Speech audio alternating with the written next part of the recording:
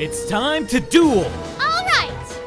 I set 2 cards face down and summoned the Celtic Guardian in attack mode! Oh, I was just shouting that for the review. Well, too bad. You shouted it, so now you have to go through with your challenge. Also, you never finished the series, so you shouldn't even watch this movie. Okay, but I was gonna... Yeah, for those who have never watched or finished the first Yu-Gi-Oh series, don't watch the movie. The movie is only for fans of the series since it has a ton of callbacks to it and basically spoils everything. If you want to start or catch up on Yu-Gi-Oh!, Hulu and the official Yu-Gi-Oh! Website have the full series dubbed for free, and Crunchyroll has the show subbed and uncensored too. This isn't a spoiler warning for the movie though, so stick around. I guess I'll just be over there playing Yu-Gi-Oh! Duel Links. If I could have summoned that monster, maybe... About 10 years and 4 series later, Konami announced a new movie for the first series created by the manga's original author Kazuki Takahashi. Yu-Gi-Oh! The Dark Side of Dimensions takes place a few months or a year after the ceremonial duel that sent Atem back into the spirit world where he belongs. Well, now Kaiba makes a new duel disc and we're introduced to a new villain named Aigami who appears to know about the Pharaoh in the past and is now going to cause trouble for Yugi and his friends. So how was the movie? Did it act like a good epilogue for the series? Was Aigami interesting? Was it worth watching? Well, was it? I don't know. I wrote this before I saw the movie. What? Yep. Hurry up and go see the movie already! Ah! 2 hours later. Alright, I'm back. Holy shit, there is a lot I want to talk about. Was it that bad? No, the movie was really enjoyable and I had fun watching it. It was 2 hours and 11 minutes and boy did it feel like it. Ooh, let me guess. Was it just one big duel with a lot of monologuing like in the anime? Surprisingly, no. Only one duel in the film really does that and the rest are paced well with non-stop action. The movie introduces a new duel mechanic called Dimension Summoning, but the duels move so quickly that it wasn't really explained well and just feels like they wanted to throw broken powerful cards at each other and make a fun action sequence. The duels that use the traditional rules though were much better and more memorable in my opinion. Oh right, before I go any further with the story, I do need to make this clear to everyone. This movie takes place in the manga canon, not the anime canon. What does this mean really? Well, the arcs involving Noah's virtual world, the Orichalcos, and the KC Grand Championship never happened. What about the 2004 movie or Capsule Monsters? We don't talk about those. Another difference is that Seto and Mokuba Kaiba were not present in the ceremonial duel that takes place at the end of the series. Also, the positions that Yugi and the Pharaoh took during the duel is flipped and it's not that important anyway. Pretending that I know about... Ceremonial duel. How the heck did you even notice that? I waste too much time memorizing details. So, here's a quick rundown of the plot.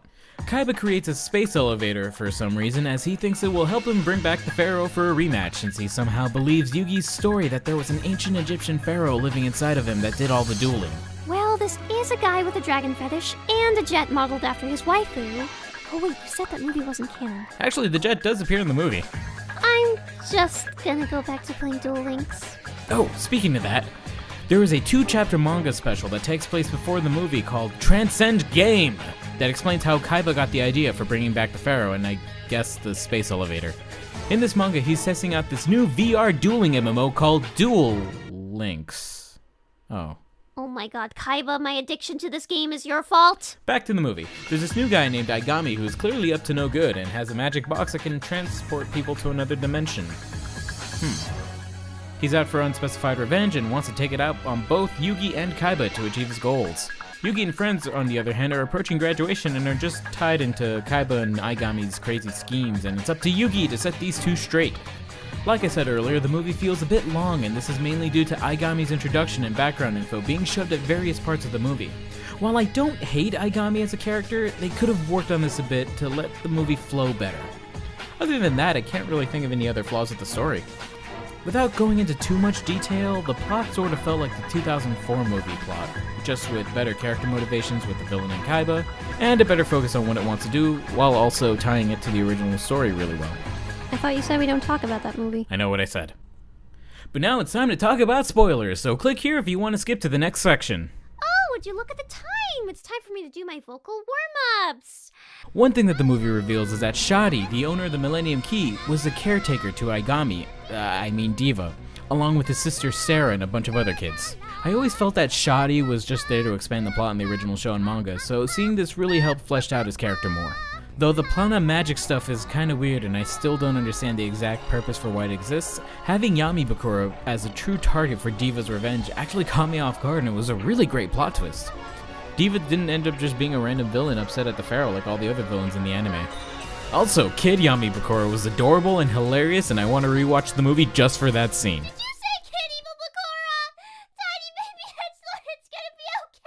Alright, spoilers over. On to the subject of voiceover, the English dub of the movie is done by 4K Media, which is basically 4Kids but owned by Konami. They did an amazing job bringing back as much of the original cast as possible. I love you, Dan Green. New to the cast was Daniel J. Edwards as Aigami, and damn, his performance blew me away. Just his acting alone kept me interested in every scene with Aigami and also stands up really well against Dan Green's Yugi and Eric Stewart's Kaiba. There was also something to be said about everyone's performance here that felt incredibly different than the original TV dub. Everyone felt more natural and less silly like in the old dub. Darren Dunstan, the voice of Pegasus, took over ADR directing and really managed to get amazing performances out of all the actors. The only issue I had was the voice they chose for the character Sarah. While her performance was fine, her voice was a bit mature sounding for a little girl. However, her age isn't confirmed and she seems to only be slightly younger than Aigami, so I guess it makes sense. Wait, shh. What? Can you hear that? Hear what? If you listen closely, you can hear the very faint sound of my soul leaving my body as dubbing companies in the West refuse to find talent appropriate for lollies. Hey, at least it's not a Sentai dub.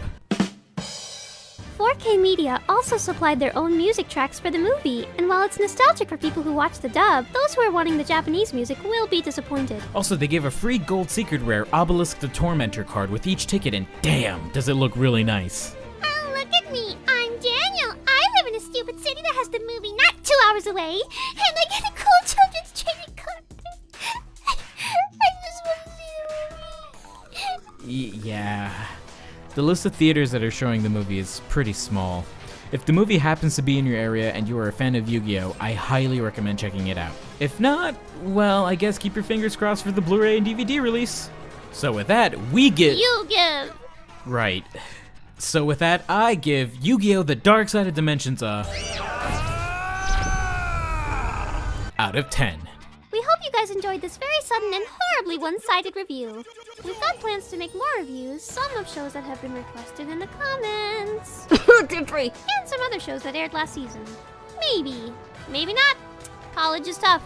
I hate my life. And don't worry, we haven't abandoned the other kinds of videos we make here. We've got 4 videos still in the works. We're just waiting on people to send in lines so we can finish them. Please stay tuned!